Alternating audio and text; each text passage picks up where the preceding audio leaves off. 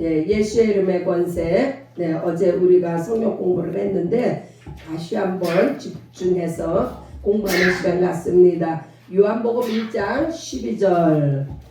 John chapter 1 verse 12. 네. 요한복음 1장 12절 말씀. 영접하는 자, 곧 그 이름을 믿는 자들에게는 하나님의 자녀가 되는 권세를 주셨으니.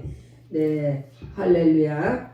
네, 이 권세가 예수의 이름으로부터 말미암습니다. 우리가 예수님의 그 이름의 권세가 아니면 하나님의 자녀가 될 수 없습니다. 그래서 구약 때는 하나님의 자녀가 아니라 이스라엘 백성들을 하나님의 백성이라고 그랬어요. 네, 하나님께서 아들을 이 땅에 보내실 때에 예수의 이름을 주셨습니다. 그 예수의 이름의 의미가 무엇인지 마태복음 1장 21절에 아들을 낳으리니 이름을 예수라 하라. 이는 그가 자기 백성을 저희 죄에서 구원할 자이심이라 하니라. 할렐루야. 네, 예수님이 이 땅에 오실 때에 그 하나님께서 그 이름을 우리도 육신의 부모가 자식을 낳을 때 부모가 자식의 이름을 지어주잖아요. 예수님이 아들로서 이 땅에 오실 때 그 이름을 하나님께서 지어주셨습니다. 그래서 그 구약 때는 하나님의 이름을 여호와로 나타내셨습니다. 이때는요 아들이 아니었어요. 여호와라는 이름은 하나님의 이름을 여호와라 하셨고 이스라엘을 인도하는 그러한 그 역할을 하셨습니다. 그래서 예수의 이름은 구원이며 아버지께서 아들에게 주신 이름입니다. 요한복음 17장에 얼마나 영감 있는 말씀인지 우리 한번 제가 봉독해 드리겠습니다. 나는 세상에 더 있지 아니하오나 저희는 세상에 있사옵고 나는 아버지께로 가옵나니 거룩하신 아버지여 내게 주신 아버지의 이름으로 저희를 보존하사 우리와 같이 저희도 하나가 되게 하여 주옵소서. 이 말씀은요 구약에는 여호와의 이름으로 이스라엘 백성들을 보존하와 지키셨는데 신약을 사는 오늘 우리들에게는 예수의 이름으로 우리를 보존하고 거룩하게 지키신다는 말씀. 그래서 여호와의 이름이 질투하심으로 이스라엘을 보호하시고 아들을 보내사 영생의 이름 예수를 주셨습니다. 왜 하나님께서는 이스라엘 백성들에게 여호와의 이름을 주셨을까요? 그때에는 하나님을 알지 못하던 때에는 많은 우상들이 있었어요. 그러나 하나님께서 특별히 아브라함을 부르시고 이스라엘 백성을 택하셔서 여호와의 이름, 이 여호와의 이름의 뜻은 바로 질투하시는 하나님. 그래서 많은 우상들로부터 저들을 지키고 보존하시기 위해서 그렇게 구약에는 이스라엘의 여호와의 이름을 주셨는데 오늘날 우리들에게는 아들을 보내사 영생의 이름 예수를 주셨습니다. 삼위가 하나이신 하나님께서는 항상 한 분이신 하나님이십니다. 하나님의 크신 계획과 사랑은 아들을 보내시고 인류를 구원하기 위함이며 그 계명이 예수의 이름입니다. 아들이 이 땅에 오신 것은요 바로 아버지의 계명을 이루시기 위해서 이 땅에 오셨습니다. 창세기부터 계시록까지 성경은 한 권의 책이며 오직 예수님을 나타내고 있습니다. 한마디로요 이 온 세상은 하나님께서 주인공으로 예수님을 보내주셨습니다. 성경은 아브라함이나 모세의 율법을 이야기하려는 것이 아니라 하나님의 아들을 나타내려는 책입니다. 그래서 예수의 이름만이 구원이며 영생의 권세입니다. 할렐루야. 우리 오늘날 신약을 사는 우리들은요, 예수님 때문에 얼마나 수월한지 몰라요. 이스라엘 백성들은, 여호와의 이름을 가진 이스라엘 백성들은요, 그 율법을 받아가지고 그 율법이요 631가지. 그것을 뭐 지켜야 되는 거, 지키지 말아, 하지 말아야 되는 거, 해야 되는 거. 눈만 뜨면 그 율법에서 벗어날 수가 없어요. 그러나 우리들은 예수를 믿고 예수 안에서 영접하는 자, 그 이름을 믿는 자들에게 하나님의 자녀가 되는 그 권세를 받아서, 이 권세가 바로 예수의 이름으로 받은 권세예요. 그래서 구원받은 우리들은 영생을 얻었습니다. 하나님께서 아들을 보내실 때에 계명을 주셨습니다. 그 계명이, 아들이 받은 계명은요 바로 죽으심과 부활하심입니다. 이 계명을 아들이 어떻게 했을까요? 지키셨죠. 아버지여, 이때를 지나가기 원하옵나이다. 육신을 입고 이 땅에 오신 예수님께서도 아버지의 그 계명을 지키시기가 얼마나 힘이 드셨는지, 그래서 이때가 지나가기를 원하나이다 하고 기도하셨어요. 그러나 하지만 내가 이때를 위하여 왔나이다. 육신의 그 고통을 생각하면 이것이 지나가기를 원하지만, 그러나 예수님께서는 아셨어요. 이 땅에 오신 이유와 목적을 아셨기 때문에 본인 스스로 내가 이때를 위해서 왔나이다. 한번 봅니다. 요한복음 12장 27절 28절. 지금 내 마음이 민망하니 무슨 말을 하리요. 아버지여, 나를 구원하여 이때를 면하게 하여 주옵소서. 그러나 내가 이를 위하여 이때를 이 땅에 왔나이다. 아버지여, 아버지의 이름을 영광스럽게 하옵소서 하시니, 이에 하늘의 소리가 나서 가로되 내가 이미 영광스럽게 하였고 또 다시 영광스럽게 하리라 하신대. 그래서 이 계명이 무엇이냐? 하나님의 영광을 이루는 길이 바로 하나님의 계명을 순종하고 지키는 일인데, 예수님께서는 아버지와 뜻과 마음이 어디에 있는가를 아시고 그 계명 안에 있다는 것을 아시고 예수님께서는 친히 담당하셨습니다. 그래서 아버지의 뜻과 마음이 예수의 이름에 포함되어 있는 거예요. 인류를 세상의 죄로부터 구원하시는 이름이 바로 예수입니다. 그 이름의 권세가 자녀가 되게 하시고 그 이름으로 기도하는 것들이 응답을 받습니다. 그래서요, 우리가 기도도 예수의 이름으로 기도하고, 우리가 자녀가 되는 것도 바로 예수의 이름의 권세로 자녀가 되었고, 이 예수의 이름의 권세를 우리가 그 능력을 힘입어서 오늘도 우리가 예배를 드리고 있습니다. 요한복음 14장 13절에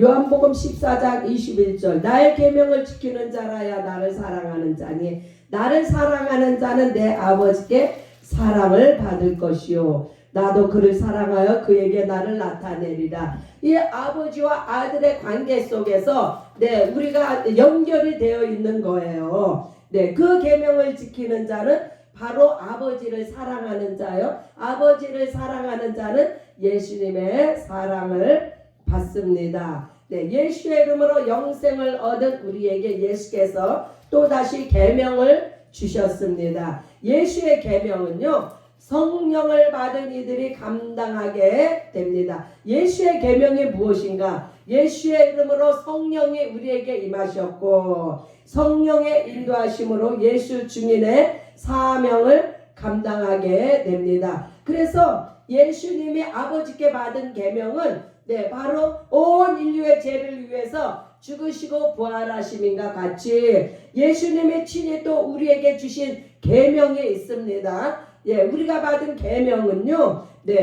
바로 그 요한복음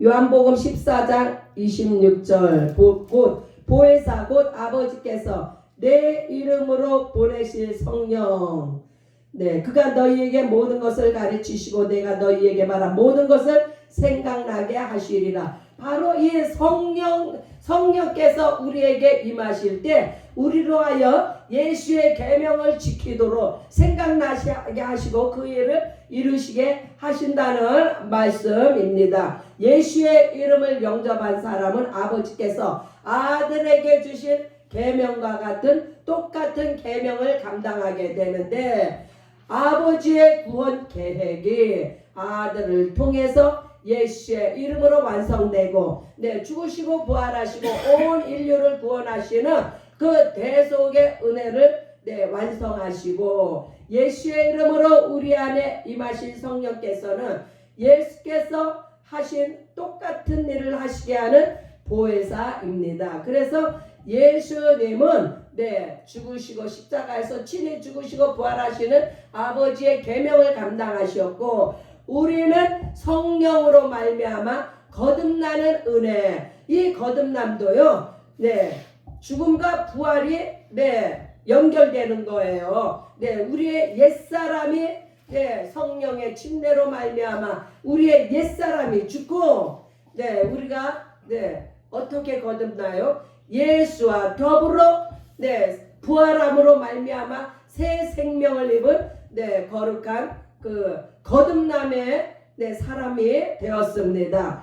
성령께서 우리 안에 임하셔서 우리는 예수의 계명을 우리가 감당하게 됩니다. 아버지나 아들과 성령의 이름이 예수의 이름 안에 함축되어 있는데 예수의 계명을 우리가 이루도록 성령께서 우리 안에서 역사하셨습니다. 한마디로요 예수님은 온 인류의 구원을 위해서 아버지의 계명을 이루어 드렸고 우리는 우리 개인의 삶을 위해서 성령으로 거듭나는 그러한 체험을 우리가 했습니다. 내가 거듭났다고 해서 다른 사람이 구원받습니까? 그렇지 않아요. 내 영혼이 옛사람이 죽고 새 사람으로 거듭남으로 말미암아 내가 구원받고 영생에 들어갔습니다. 그래서 우리가 지켜야 되는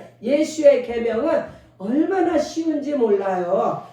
예수님은 온 인류를 상대하셨지만 우리는 우리 한 사람 개인을 위하여 그래서 우리가 거듭난 우리의 영이 그러면 나 한 사람 거듭났다고 해서 그게 끝이냐? 아니죠. 거듭난 내 영은 성령께서 임재하심으로 거듭난 영으로 거룩한 주의 일을 사명을 감당하게 됩니다. 그래서 예수의 이름은 아버지께서 아들에게 주신 계명이며 사랑입니다. 할렐루야. 그래서 예수님이 먼저 순종하시고 그 일을 성취하시고 난 후에 우리에게도 보혜사 성령님을 보내주시어서 성령으로 말미암아 우리도 예수의 계명을 지키며 예수의 계명을 감당하게 하셨습니다. 아들의 순종하심으로 아버지의 뜻을 이루시고 우리 안에 임하신 성령께서 예수의 이름으로 똑같은 일을 하게 하십니다. 똑같은 일이라고 하니까 우리도 십자가에서 죽어야 하는가? 그게 아니라 십자가는 십자가인데 예수님이 지신 십자가는 온 인류를 담당하시는 십자가였고 우리가 지는 십자가는요 나에게 국한된 십자가. 우리 모두에게는 다 십자가가 있습니다. 예수를 믿으려면요, 네, 희생을 해야 되고 헌신을 해야 되고, 네, 이거 그냥 네, 우리가 구원은요 선물로 값없이 받았지만 우리가 예수의 계명을 네, 예수께 받은 계명, 그 계명이요 새 계명이에요. 네, 새 계명은 바로 요한복음 13장 34절에 내가 새 계명을 너희에게 주노니 서로 사랑하라. 내가 너희를 사랑한 것 같이 너희도 서로 사랑하라. 네, 이렇게 이 말씀만 들으면요, 아니